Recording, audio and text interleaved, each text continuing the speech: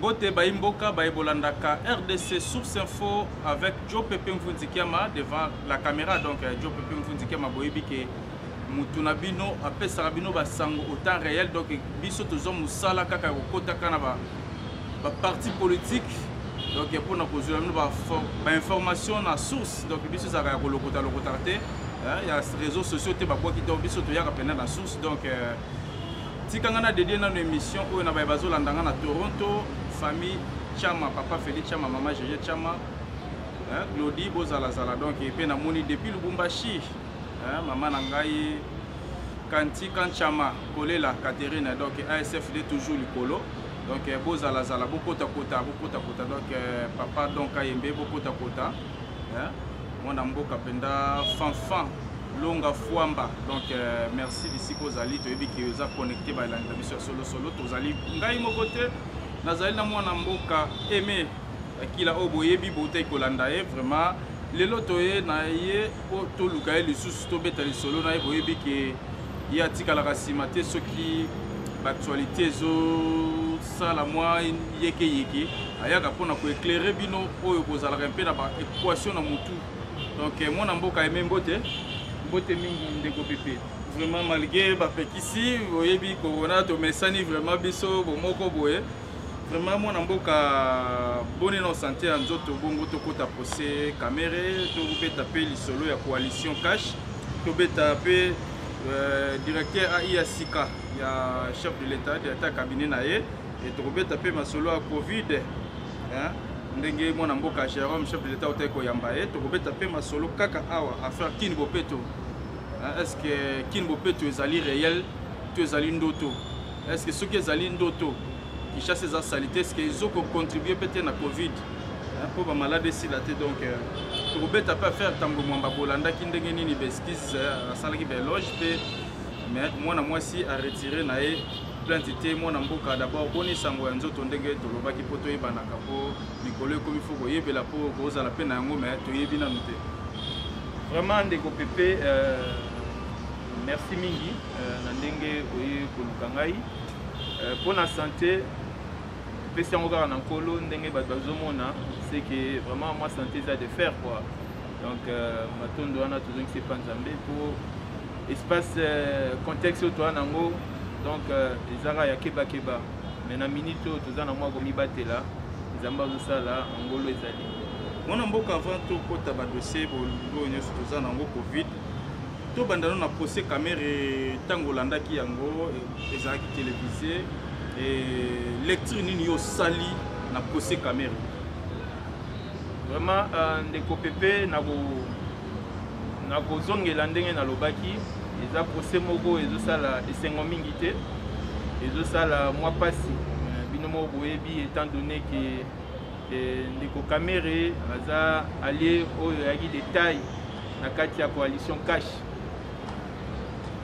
moi esali que donc dossier wana ezosala biso mwa pasi mais lecture oyo nazwi ezalaka ke au chef de l'état lobaki ke ozobundana azolala te mpo na état de droit biso toza na kokamwa te mpo toyebi ke eza idéologie ya UDPS ebanda déjà epai ya bafondateur bapère fondateur lelo oyo moko ya UDPS un fils digne à la personne de Félix Antoine Tshisekedi, président de la République, azo tiango na kati ya misala. Mais malheureusement, esali ke na kati ya chemin il y a mise en place, il y a état de droit ekutani na oyo tobengi président Kamere ou azalaki allié na biso.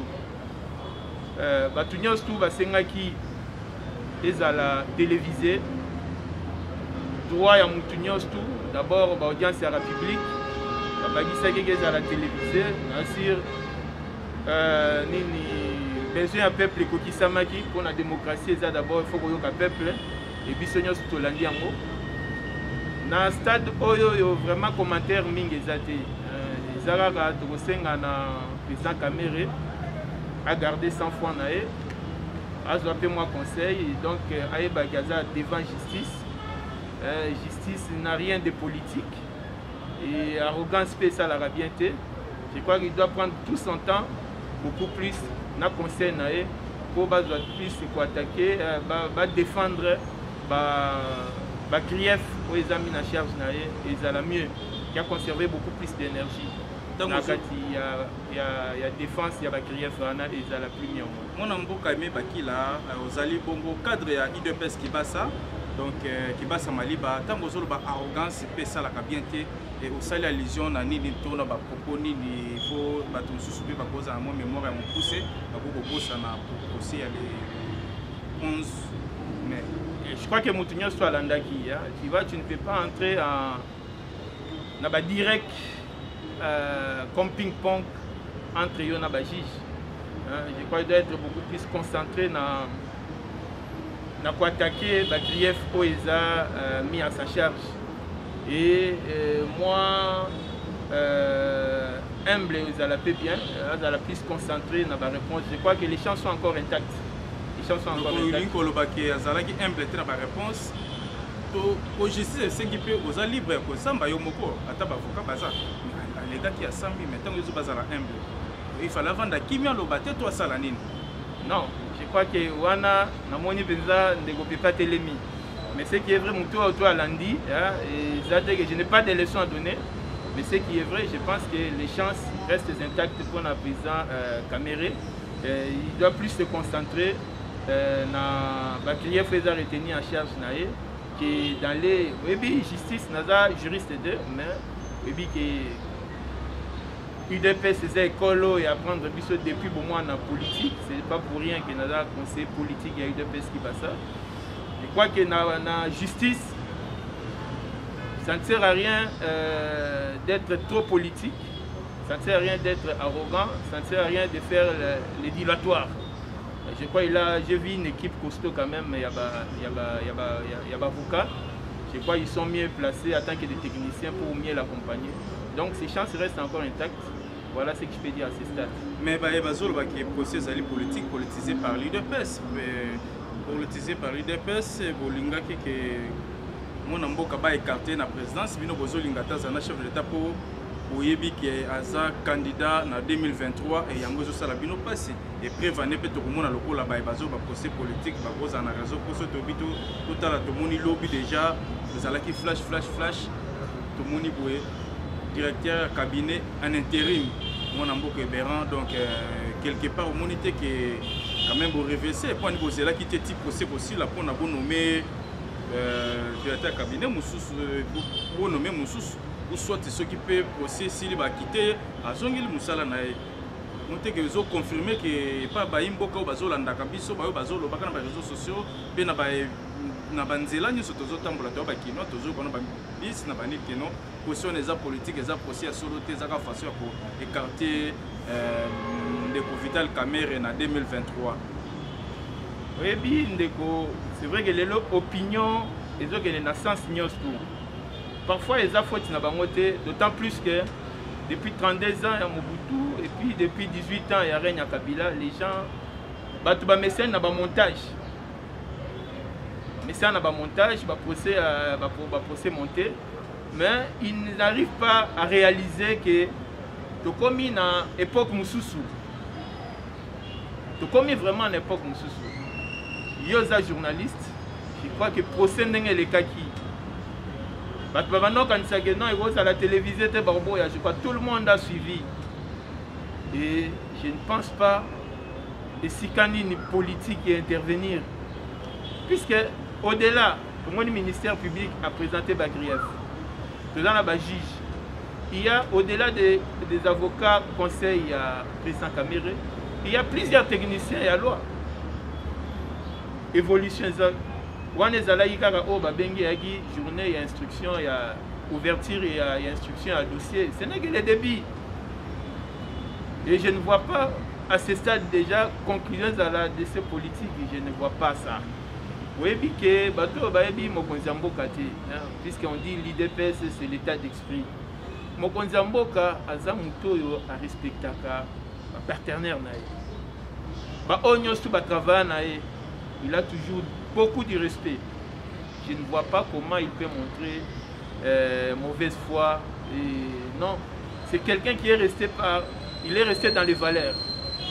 Craindre le président Vital Kamerhe pour en 2023. Mais moi, je pense qu'à ce stade, qu'on se le dise quand même. Nini, comment, coalition cash dont fait partie INC, il y a président Kamerhe, il y a UDPS. Mais nous connaissons tous dans Nairobi ce qui a été dit. Ça veut dire, nous allons vous soutenir dès que nous aurons le pouvoir à la présidence et la majorité parlementaire. Mais toi et moi, et l'opinion, c'est que nous n'avons pas eu la majorité parlementaire. Comment encore on peut expliquer que Nini décision en éthique à laquelle il faut soutenir le président en 2023? Au moins que j'ignore d'autres aspects, mais c'était très clair dans Nairobi. Nous coalisions nos forces pour la présidence. Dès que nous avons la présidence, nous avons la majorité parlementaire. Mais malheureusement, la politique étant dynamique. C'est pour ça qu'il y a hypocrisie. Après, tant que vous avez une majorité dans le Parlement. Est-ce que vous côté qui réunit le cas dans la cache, vous avez une mais il faut réviser l'accord. Il y a une question de une majorité partout. Il y a la première ministre, mais à COP est foiré. Bon. Boyokana kito boyokana kiteso boyokana kinini azala directeur cabinet ce que boyokana za directeur cabinet comment les gens vont dire qu'on nomme à des terrims. En fait Ndeko Pépé, je crois que le salam sala na yo, mais moi je te dis effet réel. C'est vrai que il y a na makambo susu oyo nga nazo maîtriser te oyo yé na chef de l'état ba ebi bien tant où boza évoluer la politique étant dynamique. Je crois qu'il y a lié, comme tu l'as dit là, il y a lié des... Comment voilà, de réguler un peu, c'est-à-dire d'évaluer l'action. Je crois le temps... C'est que Rebo, ça là qui a évalué qui l'action était en gros, mon idée, le comique et notre Yokanaki 50-50, 5 ans après, bisoto côté. Non, pour le bataille, évaluation salamité. C'est-à-dire, il y a des éléments maîtriser. Je pense qu'il a été... Donc, Kinshasa, vous avez un bon système pour maîtriser bien. Bon, on a fait grève pour maîtriser comme ça les 25 de recours dans le bétango solo pour remarquer que tu belé bazan va maîtriser pendant belé tout le monde quand même na procès quand même grève pesa qui maîtriser bien te basenga qui ba journal ngoti les 25 donc yo pe ngape na opeso quand même ba grève pour que des sous kota la non pas du tout. Ce que j'ai dit en tant que politique averti, mais ce que je reconnais c'est vraiment un allié au Bazalaki entre Vital Kamerhe et le président de la République. Il n'y avait pas un pont. Il n'y avait pas un pont. Et Nassir Yomo Omoni, tant au président de la République à rendre le gouvernement, il n'a vu aucune part de CKINC se plaindre. Ma proposition, il y a le président Vital, Nassir est endossé par le chef de l'État. Nassir Yomo Goyebi, Mogo, même Vital à l'Ekaki, il se prend, il saute au Yebi, directeur du cabinet des chefs de l'État, avant il y a ministre d'État.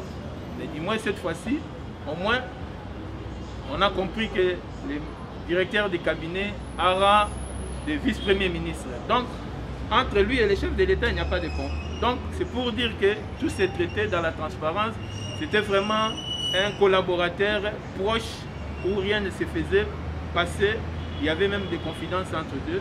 Donc, Masolo Ana, je crois que ce qui est important pour nous, c'est le procès et qu'on n'a rien de mauvais cœur. La raison pour laquelle aujourd'hui tous les ministres de l'UNC sont là, les chefs de l'État les a reçus à 2 reprises et je crois qu'il les a signifiés et eux-mêmes gardent leur calme, comme je l'ai dit tantôt.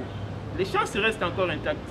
Tant que vous avez un mboka Vital Kamerhe alobi ke yena Jamal ba yebanite nini okoloba pe akelo de la ya kozanga koyeba oyo azali moko chargé ya export na import nini okoloba po bazali ba collaborateur neti ndeko ya tali makambo ya export na import azad quand même collaborateur tant yo zo ba ke ayebite mbala liboso mona ye na yebite yo nino koloba eza irresponsabilité ya directeur cabinet to ndenge ni po eza lo ndenge bino bozawa na Hakim et Hakim yende lokola autorité morale lelo soit président na bino ya parti mais ayebi ba Marcel Panzouté ayebi ba Kilate ba tikala pe komona na te ayebi pe ba Séraphin Umbate donc ayebi pe ba Emete hein tango yozomona bongo eza responsabilité et ko zala nani ya bino ba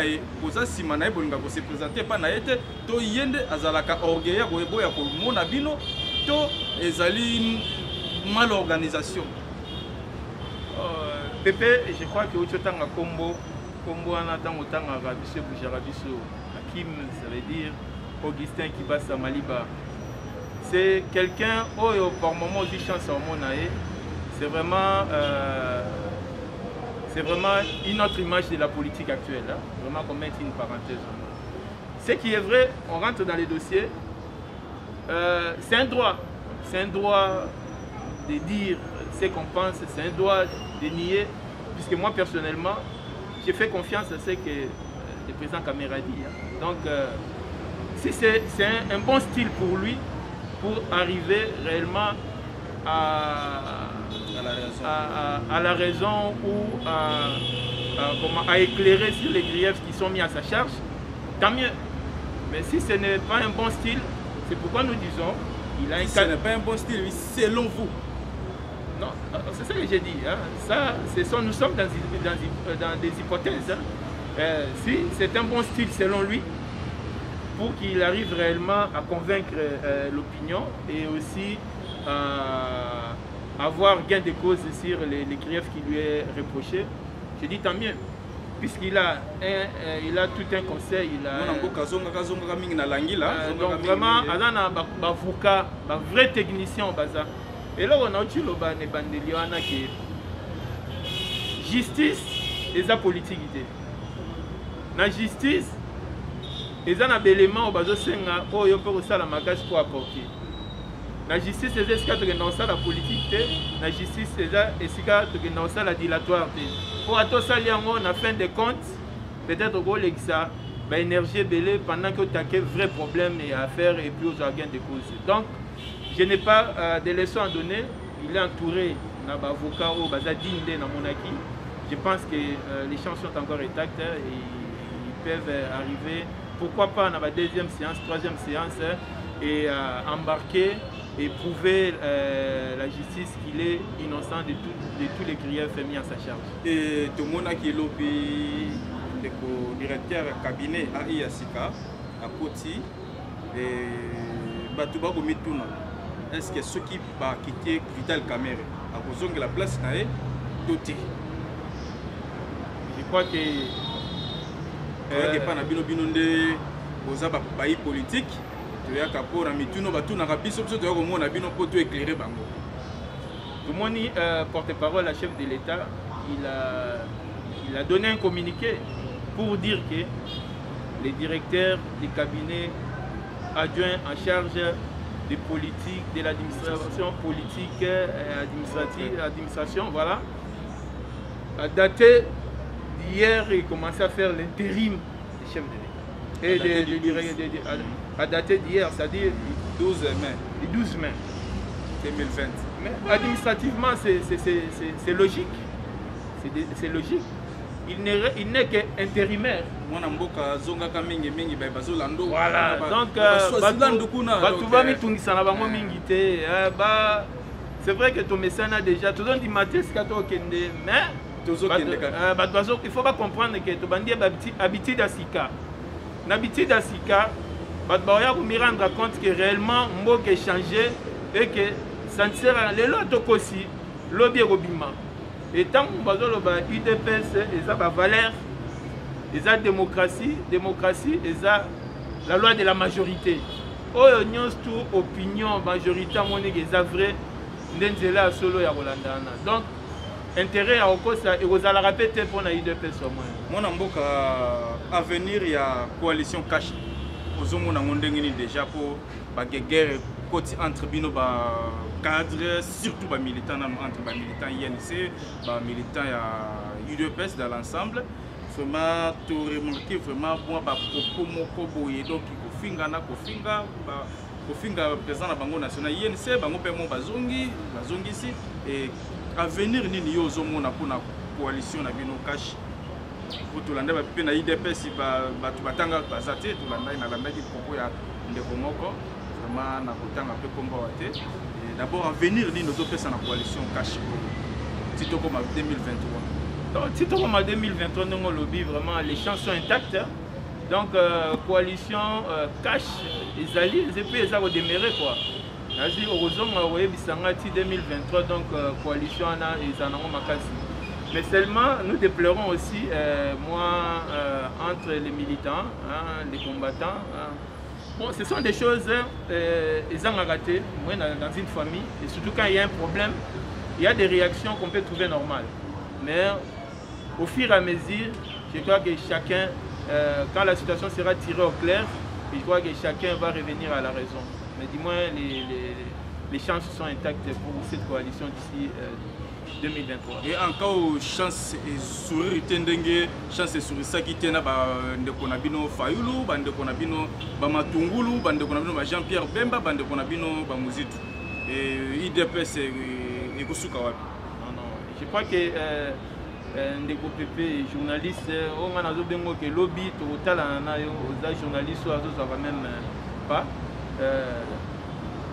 au cas où je ne pense pas il faut pas à ce stade on ne peut pas parler de ça étant donné vous on a tous les quotas il y a eu un César respecté et c'est comme ça que vous voyez tous les ministres il y aura aussi la suite. Metaki biso na stade na triomphal tumuta trahir biso te to kozabo moko bo bimsa dauphin mais tant bokendaki to bande ko tuna bino ba mituna boy panda avant Genève mais tout monde qui na Genève wana mais c'est vraiment les contrats c'est vraiment ce n'est pas le cas awa toza na démarche mususu où nous exerçons tous les pouvoirs au moins. Que ce soit INC, que ce soit IDPS et d'autres alliés. Donc le cas est très différent. Mais je vous dis, et j'insiste, que le chef de l'État est respectueux des textes et il respecte beaucoup ses partenaires. Donc, l'INC tel qu'il est là, vous verrez que tout ce qui doit lui revenir pendant tout ce temps ici, le président n'entrera pas dedans. Il va laisser à l'INC prendre ses responsabilités. Alors, les cas des autres, vous savez, l'UDPS est resté dans sa ligne droite, mais c'est beaucoup plus. L'UDPS a toujours servi la marche-pied pour que Badbako ait pouvoir. Et nous, on est venus avec un bon cœur. Vous avez vu le chef de Félix, le chef de l'État à l'époque, président de l'UDPS, où tout le monde savait les rôles combien importants qu'il devait jouer, mais malheureusement, il y a eu une messe noire pendant que la population cherchait autrement. Donc, c'est malheureux.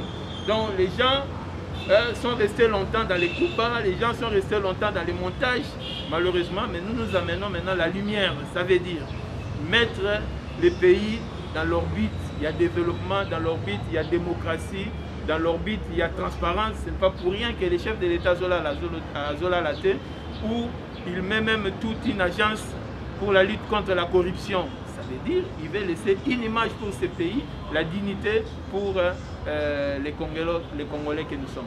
Petit langage Jacob, vraiment, Bozolanda wana mon amboka aimé Bakila, donc Azali Bongo, cadre, vraiment na UDPS qui basa, donc Bino Yanga depuis Toronto, vraiment, Outikara connecté, Bozolanda Ndengenini, Azopé sa éclairage au Botu Nakangai, donc Tozana Bango. Mon amboka Nangaki dans le bailo comme moi, sous Kota dossier au Peto. Tout le monde peut quand on a posé wana tozongi monke mon amboka Vital Kamere a tangi 9 personnes et tu es au talent ndenge tout le monde va papier mususu ndenge zotambola tambola ba réseaux sociaux tout le monde peut comme moi quoi IDPS Peter Kazadi pour moniter que ce qu'ils ont payé ou yeti mais ce qu'ils ont monté quand même IDPS son na peut c'est loyo. Oui, c'est vrai que nani président Kamere à Tanguy. Oui. Mais la justice doit apprécier, non?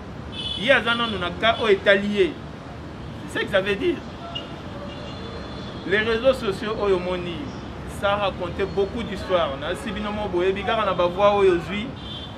Combien pour la président Vital Kamere? On parlait de 300 millions, on parlait de Nini, on parlait. Mais les juges, les tribunaux, voilà, les juges, ils vont reconnaître dans le dossier il y a Kamere, on parle de 48 millions. Oh, justice a ébi.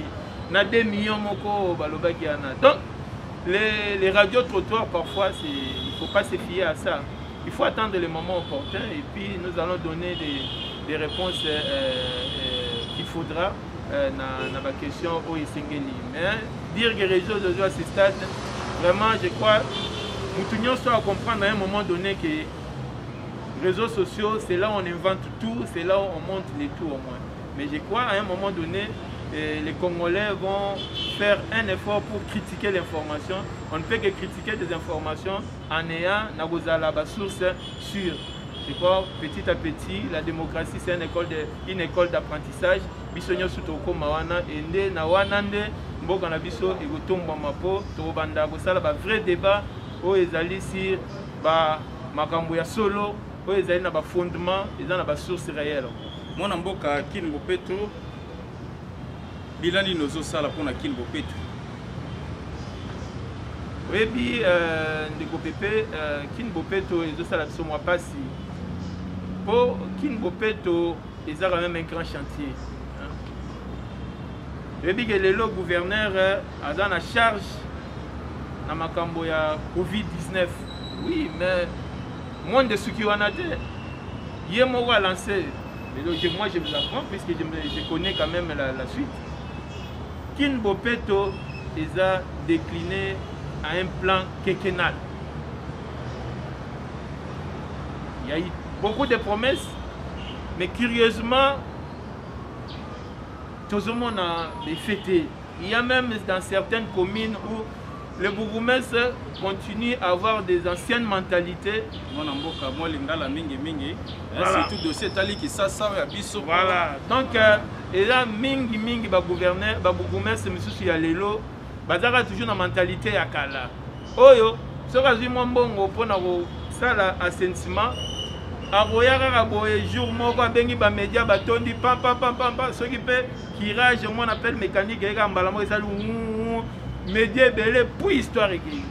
Donc batika lina on a ba idée wana ya sala ba bengi ba politique de charme. Or lelo kino aza na posa na ngote. Kino aza na posa ya développement durable. Un bourgmestre il va à même ya représenter plan d'assainissement na yi. Il faut azala à même la créativité, puisqu'il ne faut pas toujours attendre l'argent. C'est vrai que l'argent, ce sont des moyens.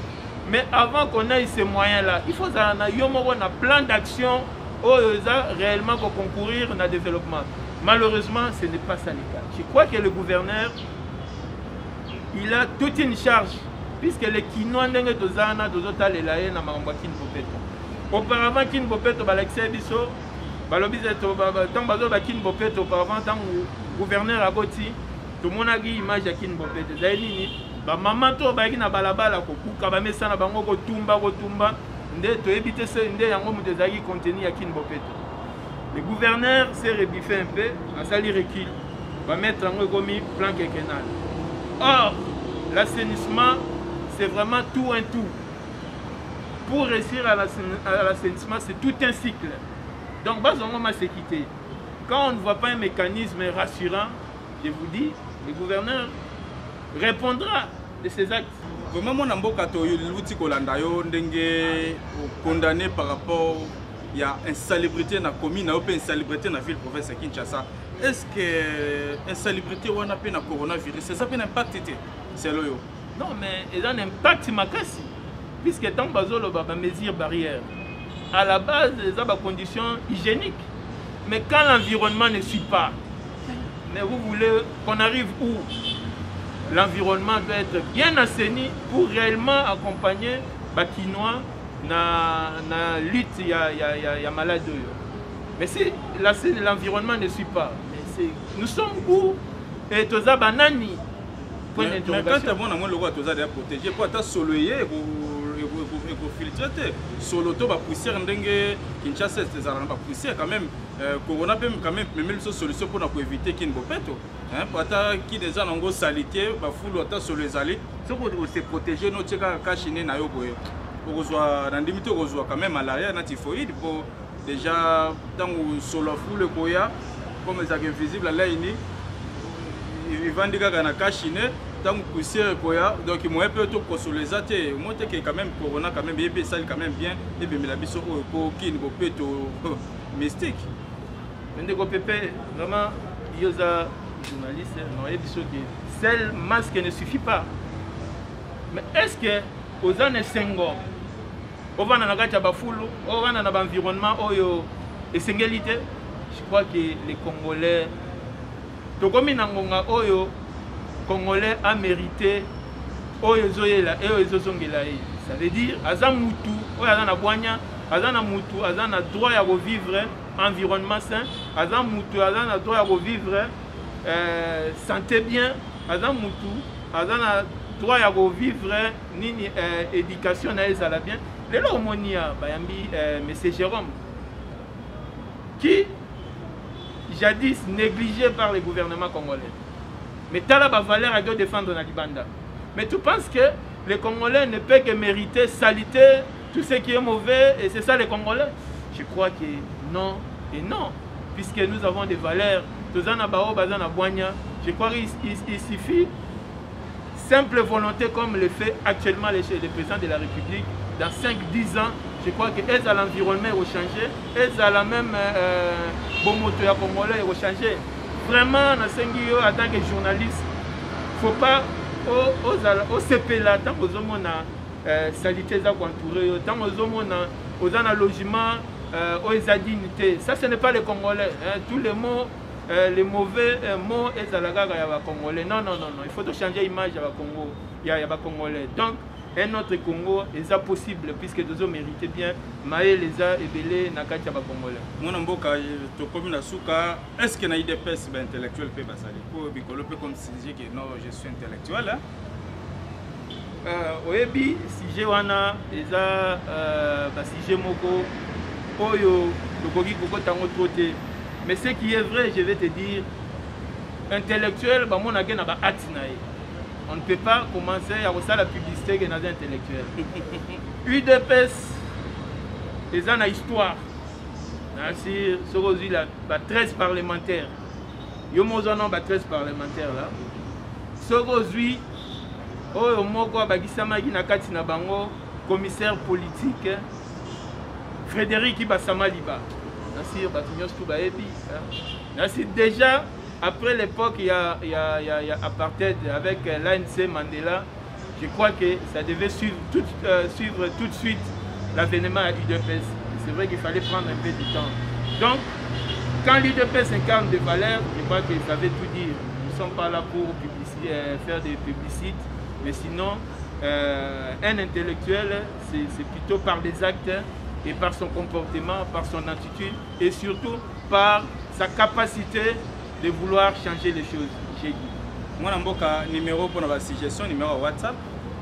Vraiment, numéro nanga est 243 84 74 99 193. Merci beaucoup. Bouti Kolanda Bongo, moi Namboka Aimé Bakila, Oyazali Bongo, Moko conseiller politique au sein parti politique UDPS qui bat ça vraiment ils ont bon 12e mairie limité résidentiel donc comme bon on a souka botikali connecté na RDC Source Info merci na banyoso bozala ki ebele ya kolanda biso ba abonné na biso bozala zala kaka ndenge na yebeli bino merci vraiment na maman Kati Kanchama collé la ASFD toujours depuis le Lubumbashi hein donc confinement toujours merci pe na famille Chama. Donc depuis Toronto, on a pu suivre nos belé, papa Félix Chama, maman Gégé Chama, petit dans Nyoso, hein, petit dans Chama Nyoso, donc on a sagesse, on a Glody, on a Jacob, donc bozalazala tokutani bongo mbala nsima. Ciao. Ok.